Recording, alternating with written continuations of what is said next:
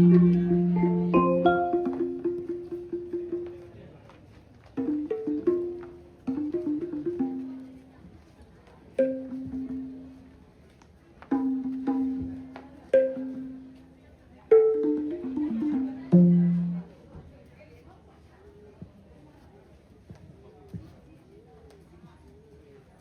ကုန်တိုင်းဒေသကြီးစမ်းချောင်းမြို့နယ်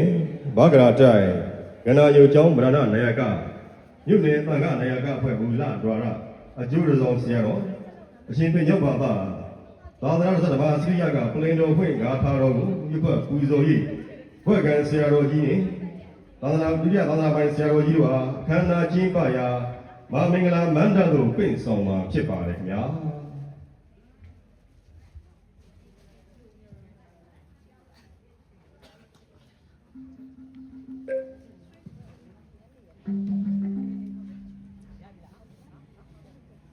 အကမတတ္တမဇောတိကတဇဝတ္တစိတ်တော်ရာကရင်ပြည်နယ်ဖအံမြို့အမတ်နှစ်ရပ်ွယ်အမိတာရာမရဲကျောင်းတိုက်ကြီးဦးစီးဗရဏနာယကကရင်ပြည်နယ်တန်ခါနာယကအဖွဲ့မူလဒွါရဥက္ကဋ္ဌဂန္ဓဝါစကဗန္နိတတရားတော်ဗဒ္ဒန္တကုဏလင်္ကာရအားထပ်ဆင့်ဂုဏ်ပြုပူဇော်အပ်သောဘုနာဝိသိတပူဇာသဖြင့်အခမ်းအနားအစီအစဉ်ကျင်းပရာမဟာမင်္ဂလာမတ္တတော်အတွင်းပလင်တော်၌ကြွားရောက်သတင်းသုံးတော်မူပါယံပင်လျှောက်အပ်သောပလင်ကဝရမာရုံရှနိမန္တနပလင်တော်ဖြင့်ဂါရတော်ပါဗျာအာရရဝိရိယောဗန္တိဇယဘုံဘောမာတဇောအာကိစ္စတွန်သဗ္ဗံဘူဇံသိတ္တနာအနုကံဝိရိယောဗန္တိဇယဘုံဘောမာတဇောအာကိစ္စတွန်သဗ္ဗံဘူဇံသိတ္တနာအနုကံပိတောဗန္တိ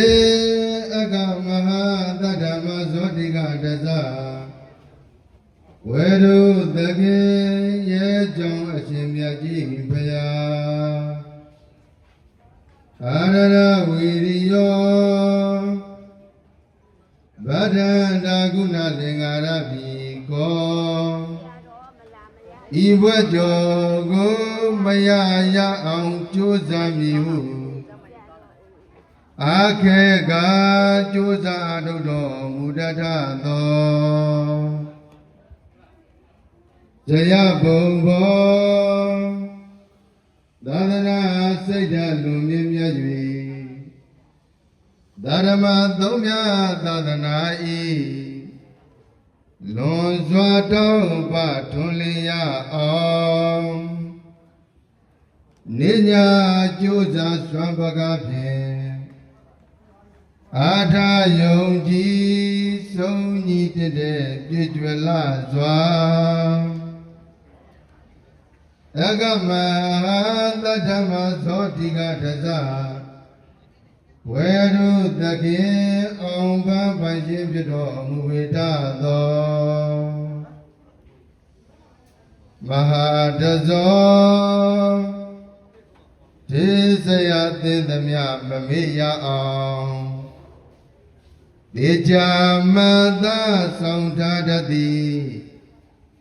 ကြီးမြတ်သောပညာတကွန်လည်းရှိတော်မူပေထသောလွန်အကမသတ္တမဇောတိကတဇဝေတုယာပိအရှင်မြတ်ကြီးသည်သိသနာအရှင်မြတ်ကြီးပညာဂုဏ်အားပူဇော်လိုကြသည်တပိတံဂါထာယကဓာယိကမအပေါင်းတို့ကိုအနုကံပိတောဇမစုတရားလက်ကိုင်ထားကအစဉ်သနာစောင့်ရှောက်ချီးမြှောက်ခြင်းမှာဥဇံတပံ အခါဝိသိဒပူဇမင်္ဂလာရေကျင်းပါရပလင်မြတ်ဘောပူဇော်ပွဲတော်သူအာကိစ္စအာကိစ္စဟိကြီးမြောက်တော်မူရန်ကြွားရောက်တော်မူလည်းပါအခမဟာတဓမ္မဇောတိကတဇဝေထုသကေရေကြောင့်အရှင်မြတ်ကြီးဖရာသာဓုသာဓုသာဓု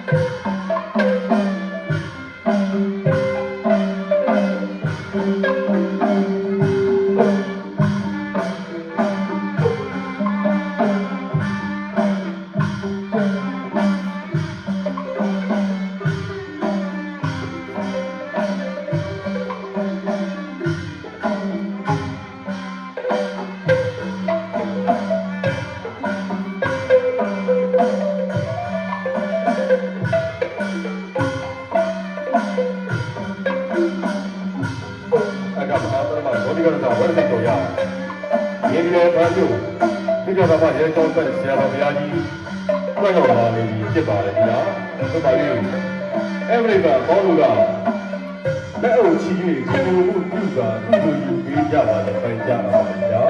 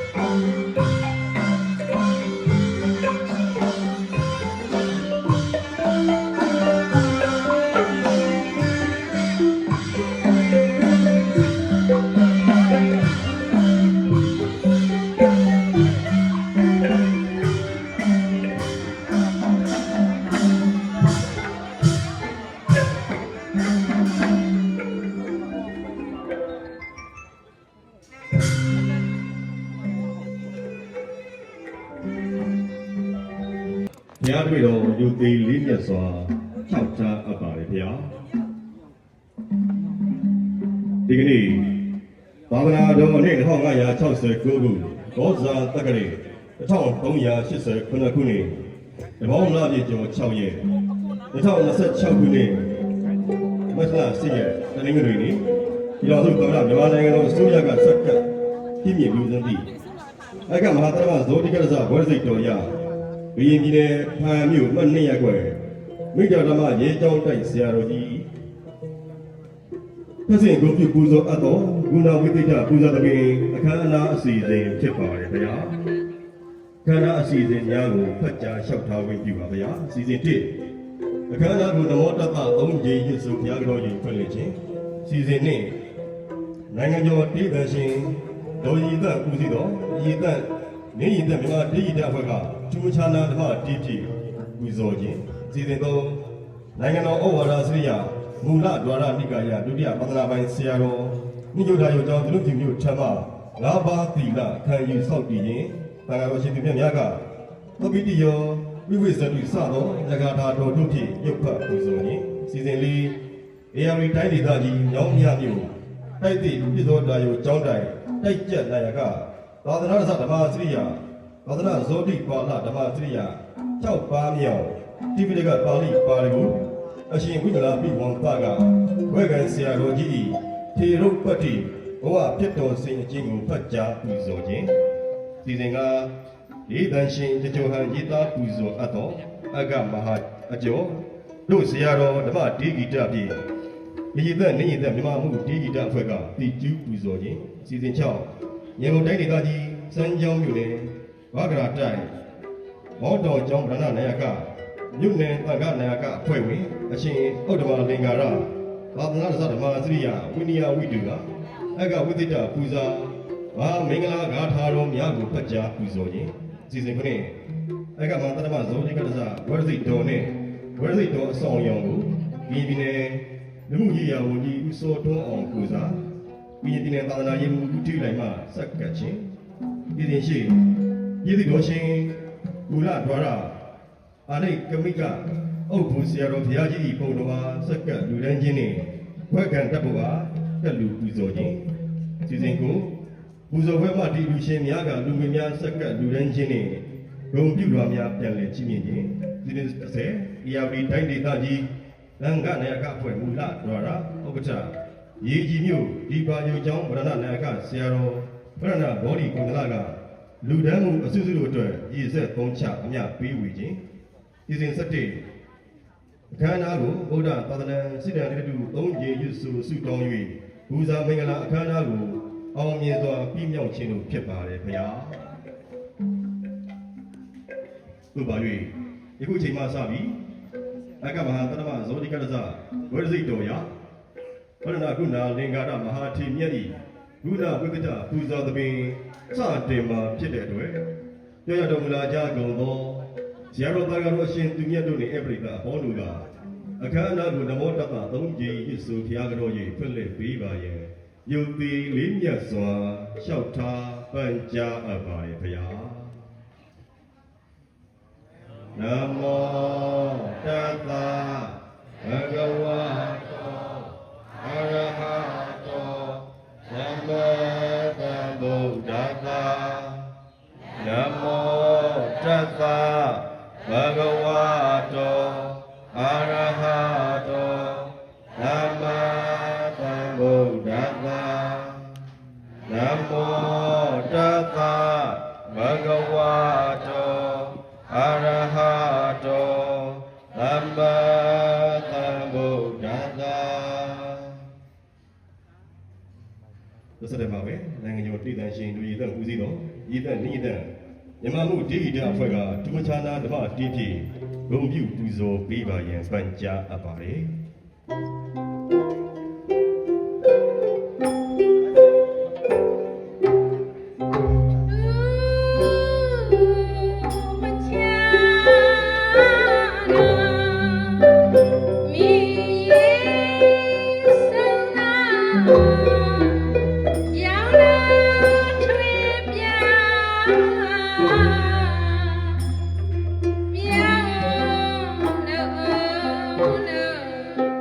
မြ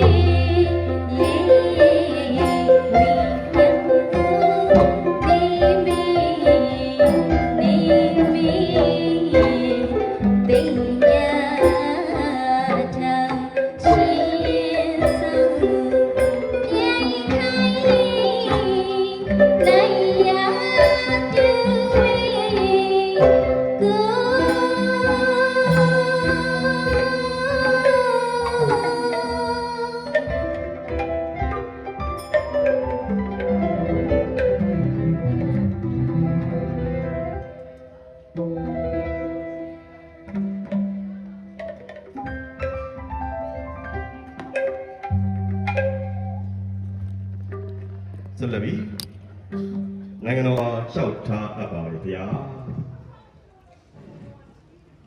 အားလုံးတော်ရောက်ပူဇော်ကြတဲ့ဓမ္မပေါင်းတော်ကောင်းတို့ဆရာတော်ဘုရားကြီးဓမ္မသုံးပါးအစုံတရဏဂုံနဲ့တကွာအင်္ဂါ၅ဓာတ်နဲ့ပြည့်စုံတဲ့သီလတော်မြတ်ကိုကျင့်သုံးခံယူဆောက်တည်မှာဖြစ်တဲ့အတွက်ဩကာသကရောကံကိုညီညာဖြတ်ဖြတ်ကရောနိုင်ဖို့အတွက်ဦးဇင်းရှိကတိုင်ပေးပါမယ်အားလုံးနောက်ကညီညာဖြတ်ဖြတ်လိုက်ဆိုပြီးတော့ကရောပေးပါဩကာသဩကာသဩကာသကာယ द्वार ဝစီ द्वार မနော द्वार ဒီဟုသောသုံးပါးကုန်သော द्वार တို့ဖြင့်ဖယားယတနာတရားယတနာသံဃာယတနာယတနာမြတ်သုံးပါးမိဘနှစ်ပါးဆရာသမားတို့အားအယုအသေး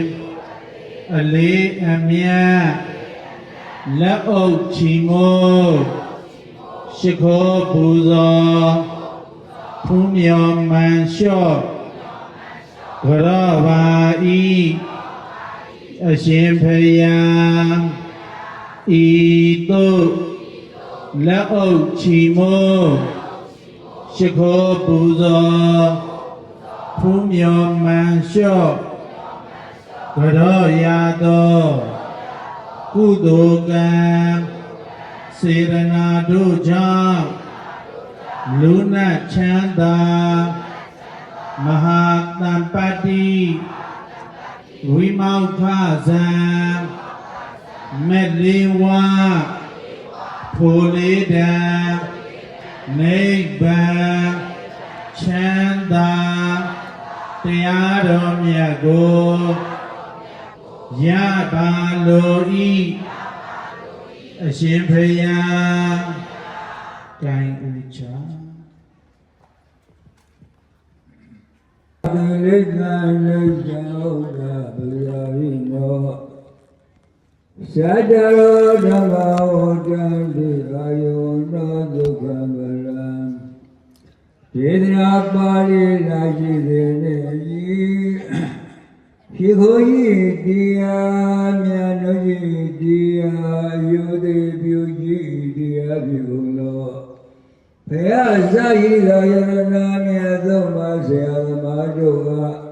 သရာယောယုလက်ဆောင်မိုးရွှေရှိခိုးကုသိုလ်ဘုရားမလေးရော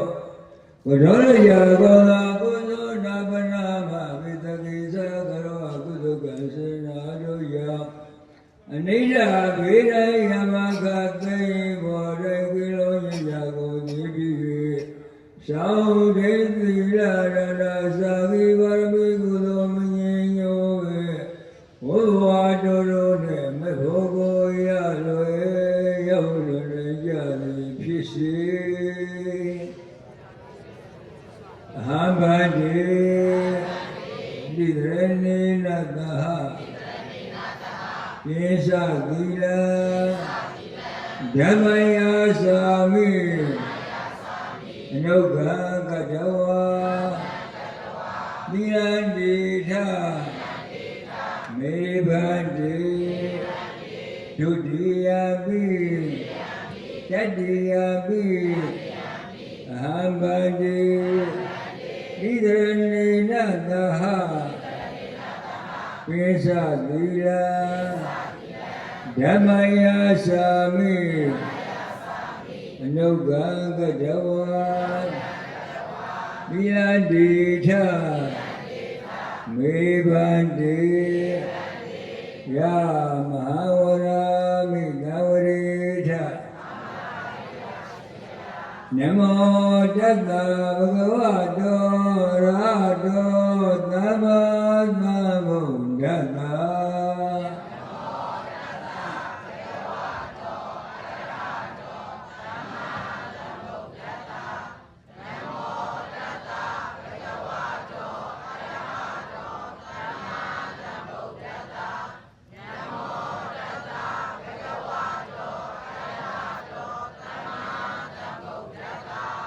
ဗုဒ္ဓံသရဏဂိသာ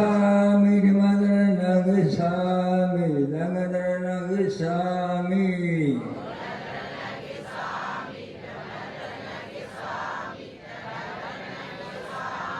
ဒုတိယပိဗုဒ္ဓသရဏဂိသာမိဒုတိယပိဓမ္မသရဏဂိသာမိဒုတိယပိသံဃသရဏဂိသာမိ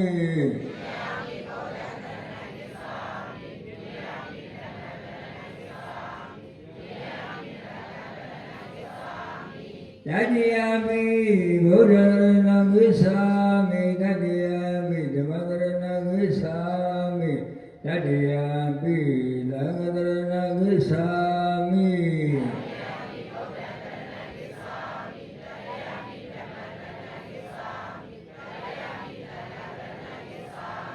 ဗရဏဂမနာပတိပုံနာ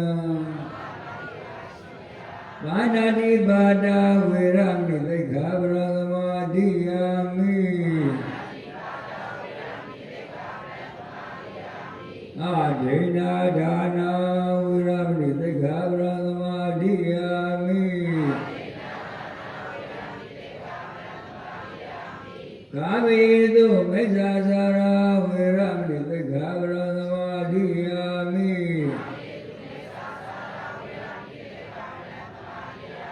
မုဒ္ဒဝါဒဝေရမိသိက္ခာပရသမာဓိယာမိသုရာမေရမေဇဗမာရဌာနာဝေရမိသိက္ခာပရသမာဓိယာမိ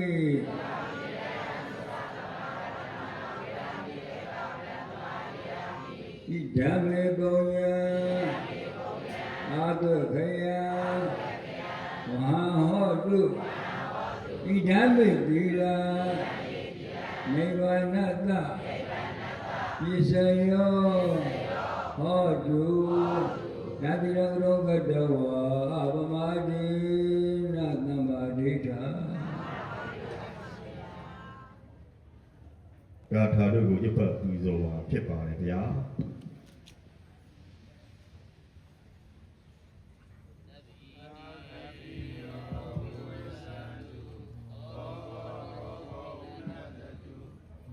မောတေဘွန်တွန်တရာယ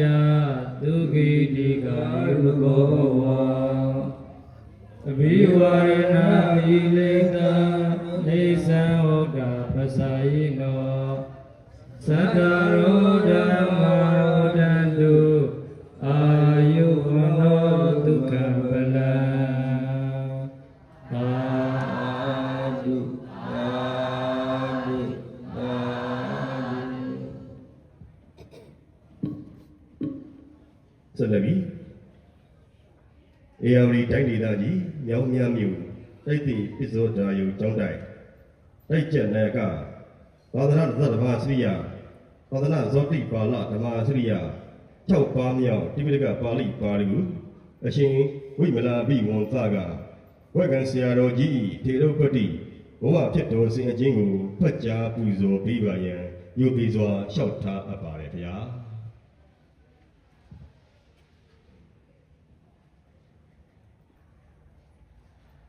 ဒုတိယသာသနာပိုင်းဆရာတော်ဘုရားကြီးအမှုပြုသောဆရာတော်တန်ဃာတော်ရှင်သူမြတ်တို့ဘုရားဘုရားတပည့်တော်အားရဲချောင်းဆရာတော်ဘုရားကြီး၏ဖေရုပတ္တိဖြစ်တော်စဉ်အခြင်းကိုဖတ်ကြားလျှောက်ထားခွင့်ပြုတော်မူပါရန်ယူသေးလေးမြတ်စွာလျှောက်ထားပါသည်ဆရာတော်တန်ဃာတော်ရှင်သူမြတ်တို့ဘုရားပြည်တော်စုသမတမြန်မာနိုင်ငံတော်အစိုးရကစက္ကန့်လူရန်သည့်တက္ကမဟာတတ္တမဇောတိကတဇဗောဓသိတ်တော်ရကရင်ပြည်နယ်ဖန်မြို့အမှတ်2ရပ်ကွက်အမိတာရမရဲကျောင်းတိုက်ဦးစီးဗရဏနာယကကရင်ပြည်နယ်သံဃနာယကအဖွဲ့မူလဒွါရဥက္ကဋ္ဌကန္ဓဝစကပန္နိတာတက္ကမဟာတတ္တမဇောတိကတဇတရားတော်ဗရဏဂုဏလင်္ကာရဤထေရုပ္ပတ္တိဘဝဖြစ်တော်စဉ်အကျဉ်းမှာဖျားမိရှုတန်းစဉ်ဖွားမြင်တော်မူခြင်းတရားတော်လောင်းလျာသည်ကရင်ပြည်နယ်လိုင်းပွဲမြို့ဒေရန်လန်ခမဲတော်ဥစုယုံ မေရောဒိုရေးစိန်တို့က1373ခုနှစ်သောတလင်းလပြည့်ကျော်9ရက်24ရက်9လ1951တနင်္လာနေ့တွင်မိရှုတန်းစဉ်ဖွားမြင်တော်မူခဲ့သောသာယတနာဖြစ်ပါသည်ရှင်ယဟန်ပြုတော်မူခြင်း1325ခုနှစ်သစုံလပြည့်ဗုဒ္ဓနေ့တွင်ကရင်ပြည်နယ်ဖန်မြို့အမိတာရာမရဲကျောင်းတိုက်မူလဒွါရတတ္တမသာသနာပိုင်ဆရာတော်ဗဒ္ဒန္တဂုဏုတ္တရတက္ကမပဏိတကိုဥပစ္စေပြု၍မေရောဒေါ်ရေးစိန်ဤပစ္စယအနုဂကိုခံယူကာရှင်သာမဏေဖြစ်သို့ရောက်ရှိခဲ့ပါသည်1333ခုနှစ်တစောင်းမုံလာပြည့်နေ့နနက်9:15 မိနစ်အချိန်တွင်ကရင်ပြည်နယ်ဖန်မြို့အမိတာရာမရဲကျောင်းတိုက်အမိတဂုဏရန်သည်သိန်တော်မင်္ဂလာတွင်ဗဒ္ဒန္တဒီဒုက္ကထတက္ကမပဏိတဆရာတော်ဘုရားကြီးကိုဥပစ္စေပြု၍ဒေါ်ဖွားကြီးမိုးကုတ်ဒေါ်ကျင်ထေစာနယ်စင်းဖန်တို့၏ပစ္စယနုဂကိုခံယူကာမြင့်မြတ်သောယဟန်ဖြစ်သို့ရောက်ရှိခဲ့ပါသည်ပရိယတ္တိစာပေလေ့လာသင်ယူခြင်းကရင်ပြည်နယ်ဖန်မြို့အမိတာရာမရဲကျောင်းတိုက်မူလဒွါရတတ္တမသာသနာပိုင်ဆရာတော်ဗဒ္ဒန္တဂုဏုတ္တရတက္ကမပဏိတဗဒ္ဒန္တအမိတဝရဗဒ္ဒန္တဟိတတရပဲခူးတိုင်းဒေသကြီးဗရောင်းမြို့သူတောင်းပြည်ကျောင်းတစ်ကျောင်းတိုက်ရန်ကုန်မြို့ဗဟန်းမြို့နယ်ပါဠိတက္ကသိုလ်ညောင်တုံးကျောင်းတိုက်အလုံမြို့နယ်အောင်မင်္ဂလာပါဠိတက္ကသိုလ်ကျောင်းတိုက်ဧရာဝတီတိုင်းဒေသကြီးမြောင်းမြမြို့ပြည်စောတာယုံပါဠိတက္ကသိုလ်ကျောင်းတိုက်မန္တလေးမြို့မစိုးရိမ်တိုက်မကြီးနဲ့မစိုးရိမ်တိုက်သစ်မြတောင်တိုက်ရွှေဝဝင်းကျောင်းတိုက်ရှိဆရာတော်များနှင့်သာချဆရာတော်များအထံတွင်ပရိယတ္တိစာပေများကိုလေ့လာသင်ယူခဲ့သဖြင့်နိုင်ငံတော်အစိုးရပါဠိပထမပြန်စာမွေးဝဲပထမငရံပထမလက်တံပထမကြီးရန်နှင့်အစိုးရဓမ္မစရိယစာမွေးဝဲတွင်ပါရာဇိကကန္ဓပါဠိအထကရာတိလက်ခန္ဓဝကပါဠိအထကရာကျမ်းများကိုအောင်မြင်ခဲ့ပြီးအခြားသောပါဠိအထကရာကျမ်းများကိုလည်းဆရာနီးရလောက်အောင်ကျမ်းကြီးပေါက်နည်းဖြင့်လေ့လာသင်ယူခဲ့ပါသည်သာသနာရေးအပိထမ်းဆောင်တော်မူခြင်းဆရာတော်ကြီးသည်စာပေပရိယတ္တိများကိုဆရာဆုံးနီးကုန်သင်ကြားပြီး၍အမိတာရာမရဲကျောင်း၌ပြန်လည်သတင်းသုံးကာကျောင်းတိုက်ရှိယဟန်တာမဏေများအားပါဠိပထမပြန်စာမွေးဝဲဆိုင်ရာစာပေများကိုပို့ချခြင်းအစိုးရဓမ္မစရိယနှင့်ပါဠိပထမပြန်နိကေစာမွေးပွဲများတွင်ကြီးကြပ်ရေးစာစစ်အတွင်မူဩဝါဒစရိယတောင်းများကိုထမ်းဆောင်တော်မူခြင်းတရားဓမ္မများဟောပြောပြသခြင်းရှင်ပြုယဟန်ကဒုံလဘာပွဲများဦးစီးဆောင်ရွက်တော်မူခြင်းဝိုးရွတ်ပြိုင်ပွဲများတွင်ခေါင်းဆောင်ဆရာတော်ဖြစ်ဦးစီးဆောင်ရွက်တော်မူခြင်းဗောဓိမန္တိုင်မြတ်ကန္တာဇီရီတော်ကြီးနှင့်တကွဇီရီပထိုးများအသစ်တိဆောက်ဟောင်းပြုပြင်မွမ်းမံခြင်းကျောင်းဆောင်များပြုပြင်ဆောက်လုပ်ခြင်းပြည်တွင်းပြည်ပသာသနာပြုလုပ်ငန်းများဆောင်ရွက်တော်မူခြင်းရင်ကျေးလိမ္မာသင်တန်းများဖွင့်လှစ်သင်ကြားခြင်းစသောသာသနာရေးကိစ္စများကိုအာသွန်ခွန်စိုက်ကြိုးပမ်းဆောင်ရွက်တော်မူခဲ့ပါသည်ထို့ကြောင့်ပြည်ထောင်စုသမ္မတမြန်မာနိုင်ငံတော်အစိုးရက1389ခုရာသီလပြည့်ကျော်2ရက်4ရက်တလ2026လွတ်လပ်ရေးနေ့တွင်အမိန့်ကြော်ညာစာအမှတ်တင်မြင့်သော2026ဖြင့်ဆရာတော်အားအခါမှာတတ္တမဇောတိကဗောဓသိတ်တော်ကိုစက္ကပ်လူရန်ပူဇော်ခဲ့ပါသည်ယခုအခါရဲကျောင်းဆရာတော်ဘုရားကြီးသည်ကရင်ပြည်နယ်သံဃာနာယကအဖွဲ့မူလဒွါရဥက္ကဋ္ဌဆရာတော်ကြီးအဖြစ်၎င်းအစိုးရဓမ္မစရိယပါဠိပထမပြန်နိကေစာမွေးပွဲများတွင်ဩဝါဒစရိယဆရာတော်ကြီးအဖြစ်၎င်းတာဝန်များကိုထမ်းဆောင်တော်မူလျက်ရှိပါသည်တရားဓမ္မများကိုလည်းဟောပြောပြသတော်မူလျက်ရှိပါသည်ဤသို့လည်းဘွဲကံဆရာတော်ကြီးဗဒ္ဒန္တဂုဏလင်္ကာရဒန္တဝစကပဏိတအခမဟာတတ္တမဇောတိကတဇဤထေရုပ္ပတ္တိဘဝဖြစ်တော်စေခြင်းကိုဖ ဖာကြားလျှောက်ထားတင်ပြအပ်ပါသည်တရားတော်တန်ဃာတော်အရှင်သူမြတ်ကြီးတို့ဖျား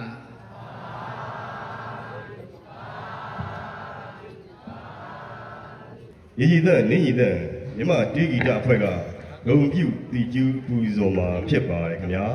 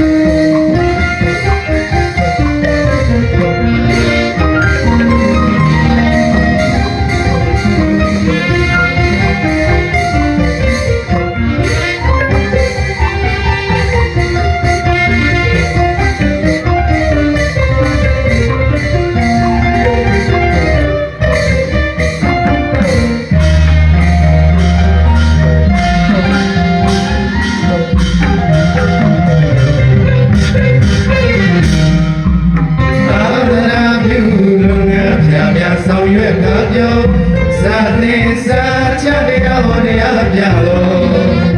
တတိယပရိယပံဝေလံချိုဒီခြေလေးမှာကလေးများစွာနဲ့သူတော်စင်ယောဂီများတရားဟောပြကမိဘလက်ကျွတော်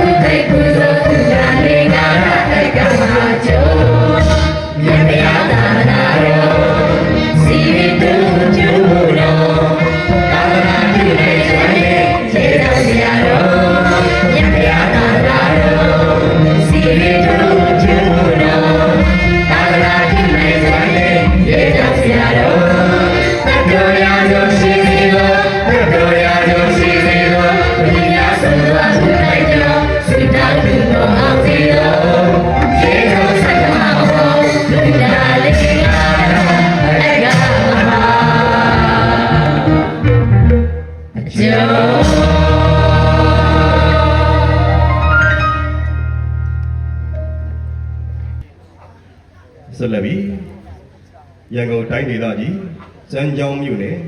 ဝါကရာတိုင်းမောတော်ကျောင်းဗရဏနာယကမြို့နယ်သံဃာနာယကအဖွဲ့ဝင်အရှင်ဥဒ္ဓမာလင်္ကာရသာသနာ့ဓမ္မစရိယဝိနည်းဝိတုကအကဝိသတပူဇာမဟာမင်္ဂလာဂါထာတော်ကိုဖတ်ကြားပူဇော်မှာဖြစ်ပါတယ်ဗျာ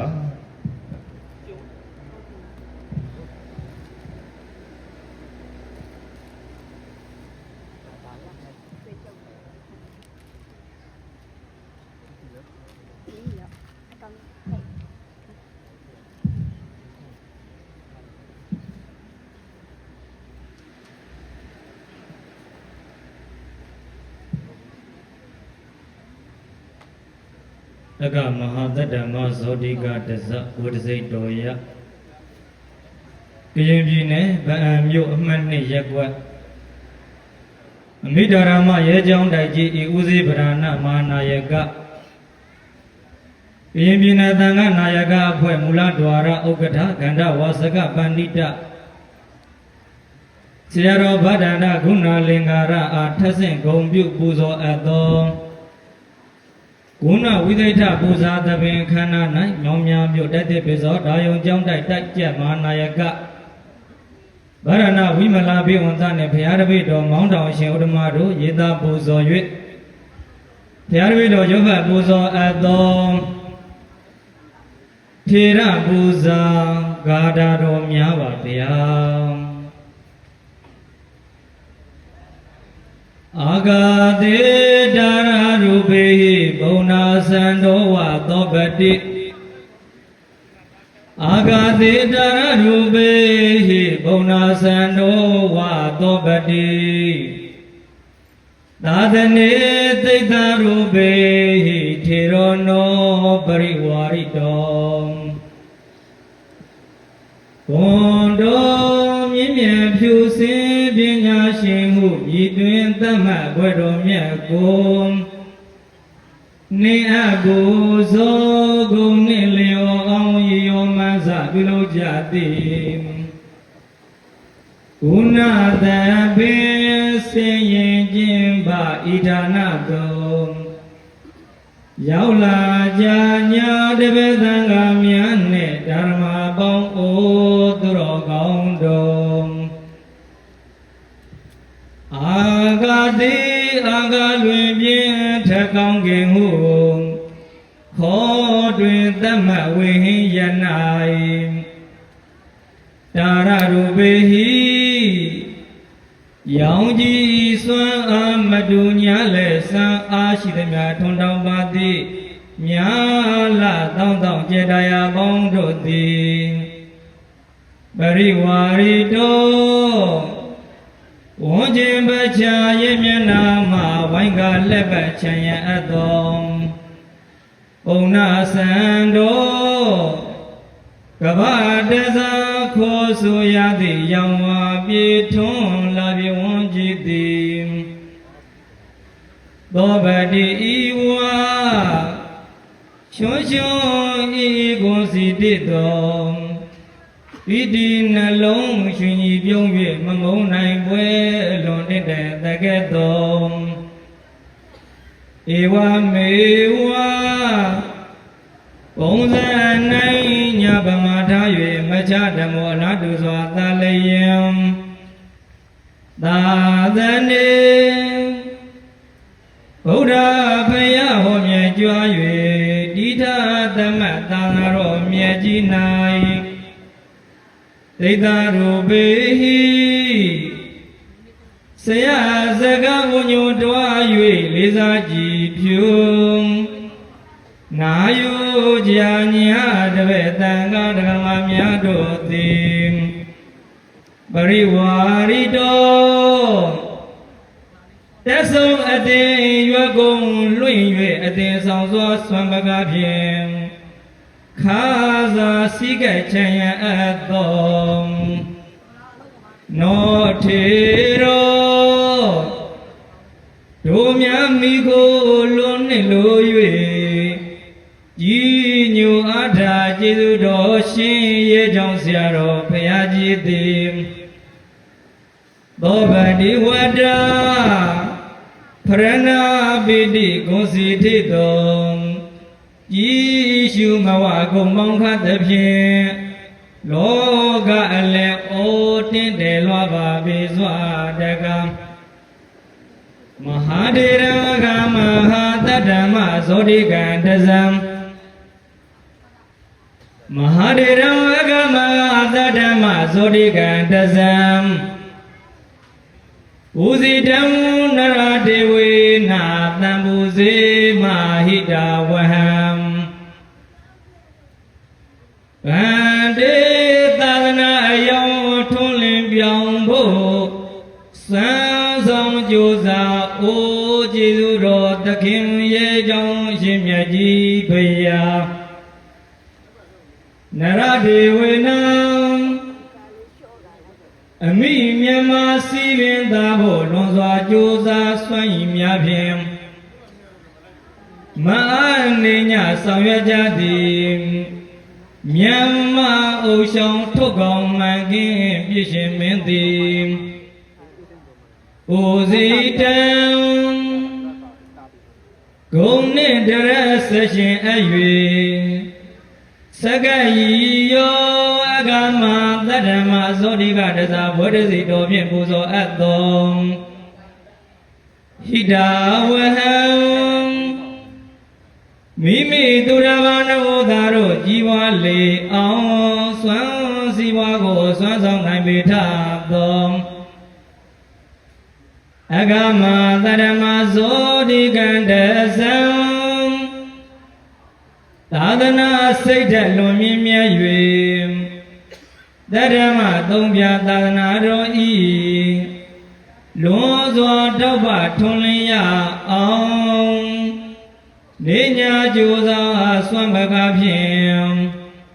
အာထာယုံကြည်ဆုံးညစ်တဲ့အလံတပွန်သပွဲလေးဖြစ်တော်မူပါပေထသောမဟာထေရံထင်မောအလျောက်စင်တော်ကောက်သည်ထွန်းတောင်ထင်ရှားကျေးဇူးတော်ရှင်ဆရာတော်ဘုရားကြီးကိုမယံဆရာကိုကြီးစွန့်ညီကိုယုံကြည်ရတာတွေများတို့သည်သံဃူစေမအာမိတဓမ္မနဌာနဖြင့်အာရရွှင်ပြောပူဇော်ကြပါကုန်၏ရေကြောင့်သခင်ရှင်မြတ်ကြီးဖရာသာဓုသာဓုသာဓု ဒီကရသဘောစိတ်တော်နဲ့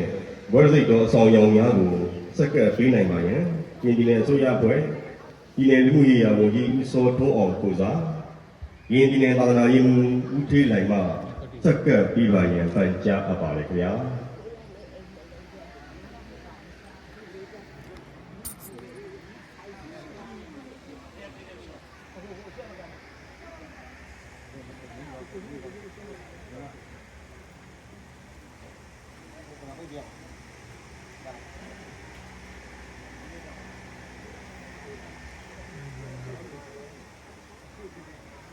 သာဓုသာဓုသာဓု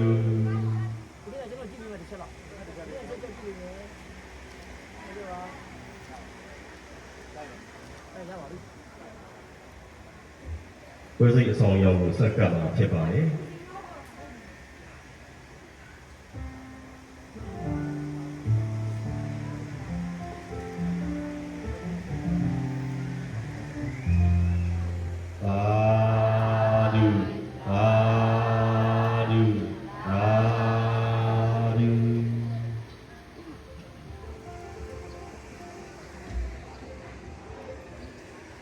ဆက်လက်ပြီးကျေးဇူးတော်ရှင်မူလဒွါရအာနိဂမိကပုဂ္ဂိုလ်ဆရာတော်ဘုရားကြီးဤပုံတော်အားစက္ကပ်ပေးပါရန်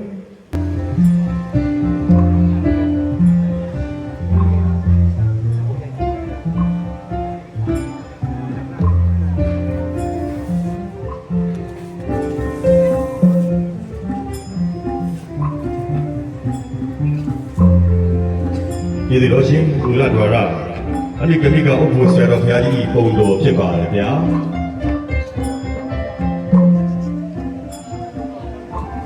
သာဓု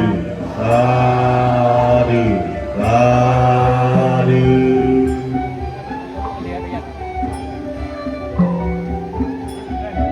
ဆက်လက်ပြီးတော့ဒီတော့အဒီတော့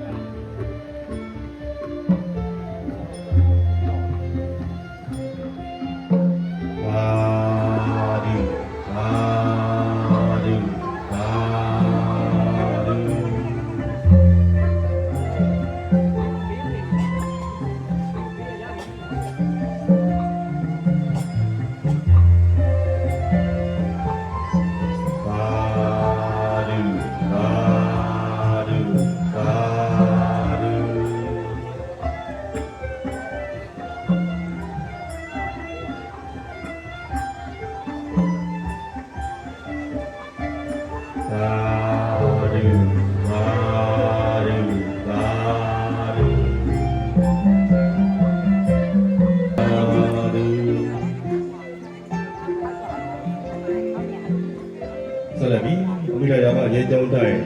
တိုက်ဦးဆရာတော်ဗရဏဥဒ္ဓမဟာဒီဘဝတ္ထုပစ္စည်းများစက္ကပ်ပေးပါရဲ့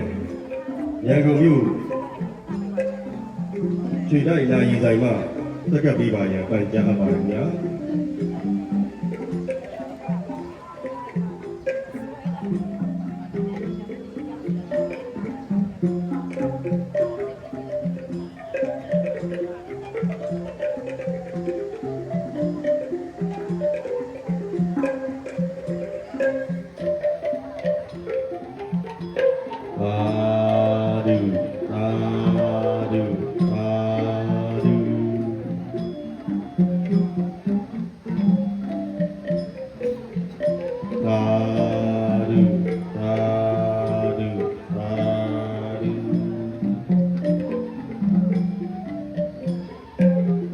ဆက်လက်ပြီးလက်ဗရန်မျိုးမဟာစန္ဒရာယာမအကြောင်းဆရာတော်ဝရဏကုမာရအားစက္ကပ်ပေးပါရဲ့ဥတည်မင်းစိန်တော်မမောငွေရရာရွှေကြည်ထုံးမိသားစုမှစက္ကပ်ပေးရင်ဖြစ်ပါရခင်ဗျာ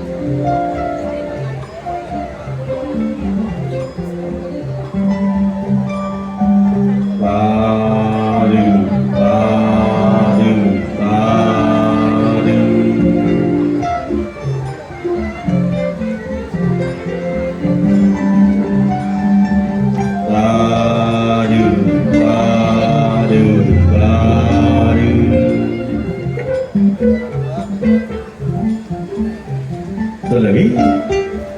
ရန်ကုန်တိုင်းဒေသကြီးစမ်းချောင်းမြို့နယ်ဝဂရတိုင်းမောင်းထောင်ကျောင်းဆရာတော်ဗရဏဥဒ္ဓမလင်္ကာရအား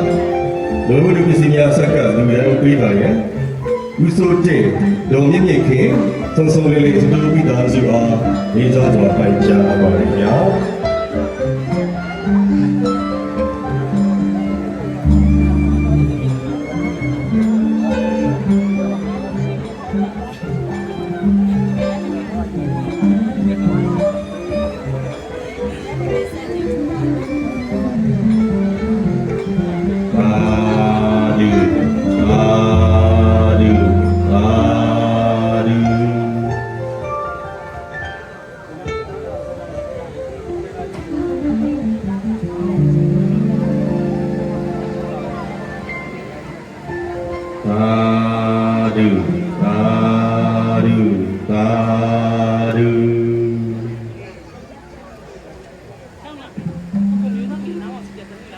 ဆက်လက်ပြီးပူဇော်ပွဲမှတ်တည်လူရှင်များကအလူဝင်များစက္ကပ်လူတန်းမှာဖြစ်ပါတယ်ခင်ဗျာလူရှင်များမှာအလူဝင်များမှတ်တည်လူရှင်များကအလူဝင်များစက္ကပ်လူတန်းမှာဖြစ်တဲ့အတွက်အလူဝင်များလက်ခံပြီးဖို့ကျောင်းတော်ကအဖွဲ့များကိုပန်ကြားအပ်ပါတယ်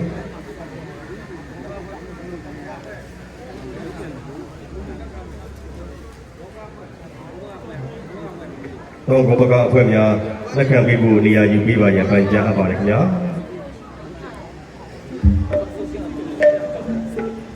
ရှိဦးစွာကျက်မတိလူချင်းကျက်သိန်းတရားလူတန်းသည်မင်္ဂလာဓမ္မမဏိဇောတတရဥကြည်ရွှေထွန်းတော်အေးမြင့်တန်းသမီးကြီးမထထထီသမီးငယ်မဆုစုကိုတားငယ် မောင်အောင်ကြည်ခန့်မိသားစုမှာကျပ်သိန်း100အားလူဒန်းပေးရန်ဖြစ်ပါတယ်ခင်ဗျာ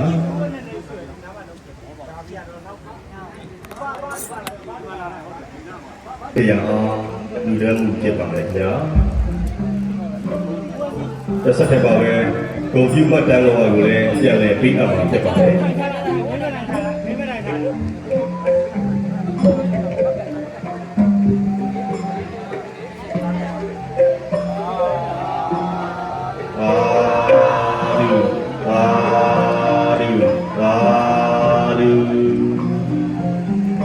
ကုန်ပြုမတာ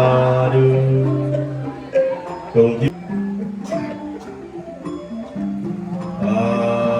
ဒူအာဒူအာဒူ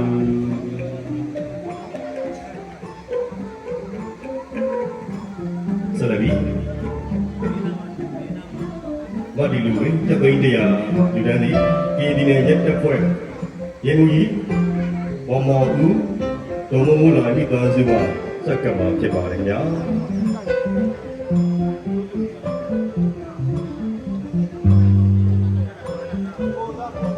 ဒုံမှုဖြစ်ပါတယ်ညာ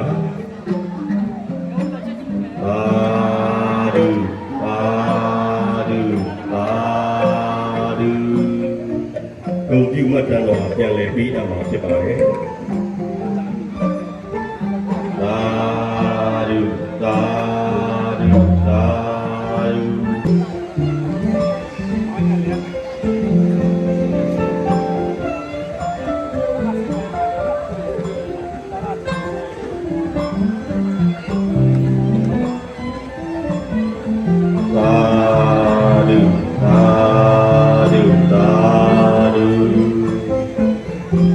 ဘတ်တော်ပြန်လဲပြီးအပ်မှာဖြစ်ပါတယ်သာဓုသာဓုသာဓုစရဗီ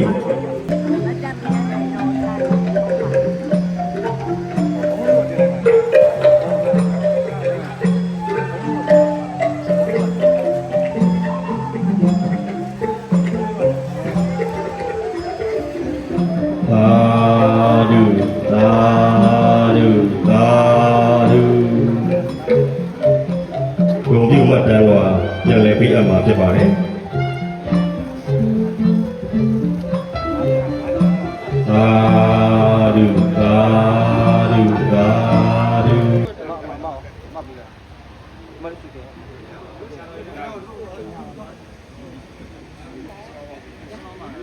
ညီဆက်ခွန်များစီစဉ်ဆောင်ရွက်ပြီးပြည်ပါကဆရာတော်ဗရဏဘောနိကုတ္တလမှာဒီနမှုအဆူဆူတို့အတွက်ညီဆက်သုံးချအမြပြီးဝေခြင်းအားဆောင်ရွက်ပြီးပါရင်ယုံကြည်စွာလျှောက်ထားအပ်ပါတယ်ဗျာ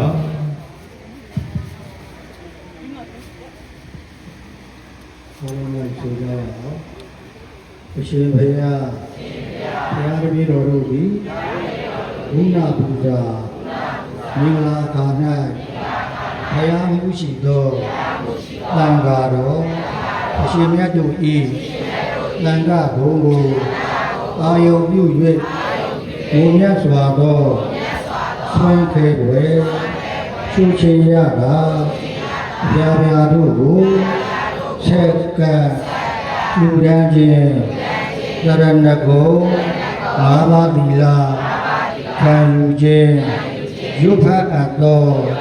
ဘုရားတရားတော်မြတ်ကိုယုံကြည်စွာနာကြားခြင်းကုသိုလ်ကောင်းမှုတို့ကိုပြုစုမယုံအားထုတ်ကြပါကုန်၏အရှင်ဘုရားဤကောင်းမှုကြောင့်ဒုက္ခခတ်သိချုပ်ငြိမ်းရမှန်ဉာဏ်နိဗ္ဗာန်ကိုနှင်းမြန်စွာမြတ်မှပြုရပါလို၏အရှင်ဘုရားဤကောင်းမှုဤဘုရားကိုအလုံးစုံသောဝိနည်းယသတ္တဝါပေါင်းတို့အားအမြပေးဝေပါ၏အမြပေးဝေပါ၏အမြပေးဝေပါ၏အရှင်ဘုရား ကုသိုလ်အာလုံးကြာကြာသမျှ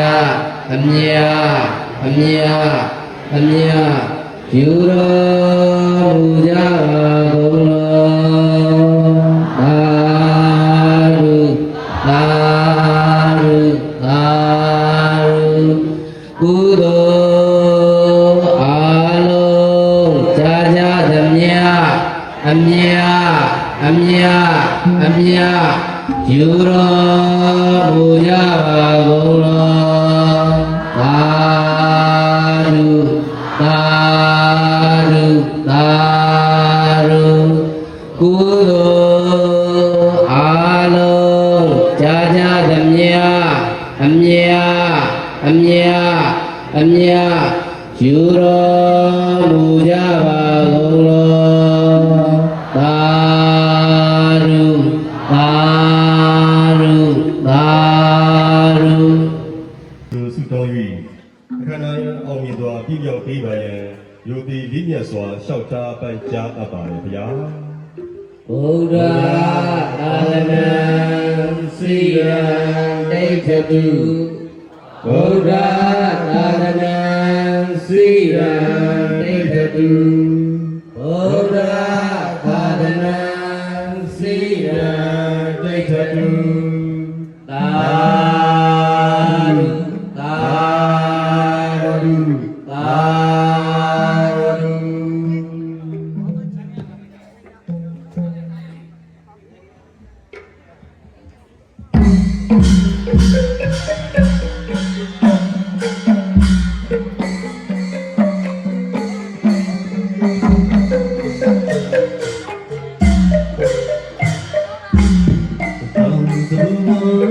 တောင်းစုချွေကဤမြောင်စီနေဥစားများကျွယ်ဝတ်တုတဲ့စေတာမြောင်ဝီလီသမားနဲ့စိတ်ထွေးကောင်းမှုကုသိုလ်များသမနာပြုငွေမရှာစိတ်ရွှေရနာရှင်ဘုံများကျေးလိုက်ပါလားဗျာရှင်ဘုံများကျေးပေးဖို့ကြားပါလားတိုင်းမရှိပဲချမ်းသာသမလပါကစေဘယ်လေးများစွာကမောတတ်တယ်မရများစီဝိတာလူတိုင်းတိုင်းရစုပါဝိနိယရှိတဟာဘိမောဒီယံကိစေဘောဒေဝိပြဟေဟာဝိနိမာจิตတိစီမတရား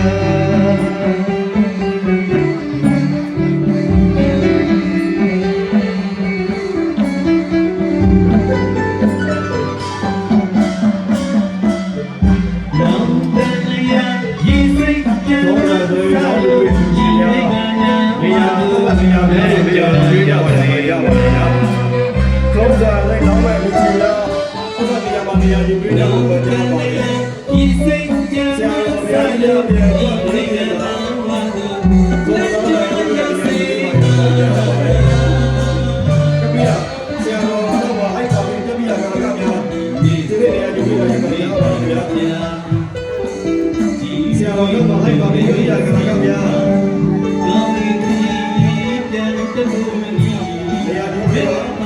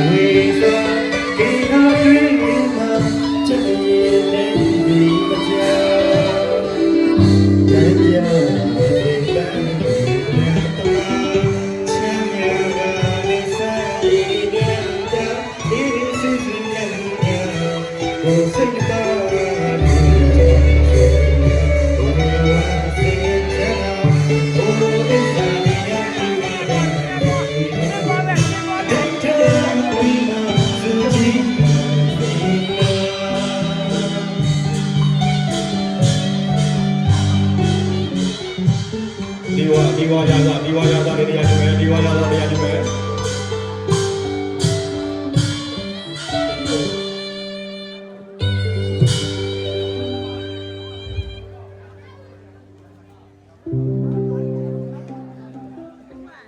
ဒီဝါဝိရသာဝိများဆရာတော်ကြီးနောက်မှလိုက်ပြီးတော့ပြန်လေကြောက်မှာဖြစ်ပါတယ်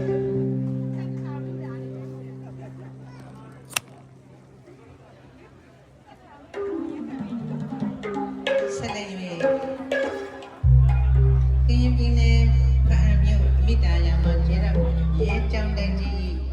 ဦးစီးပဒနာနာယကဧကမဟာတတ္တမဇောတိကရဇဝတ္တစိတ်တော်ရဗဒန္တကုဏလင်္ကာရမဟာထင်မြတ်ကြီးအားတပည့်တကာတက္ကမအပေါင်းတို့ကဂုဏ်ပြုပူဇော်သည့်အခမ်းအနားတွင်နိုင်ငံတော်စာပေ24စုရှင် ဒီဝါရသာကနောက်လိုက်မယ်ဒီဝါရသာ ရေခွက်တိကုန်းသည်အလင်းဖွင့်ပေးလာဂုဏလင်္ကာရဆရာအမည်ရှိလေးကျုံခွန်တော်ကြပြကြီးအားဒီတန်ဒီတန်တော်ကိုတကယ်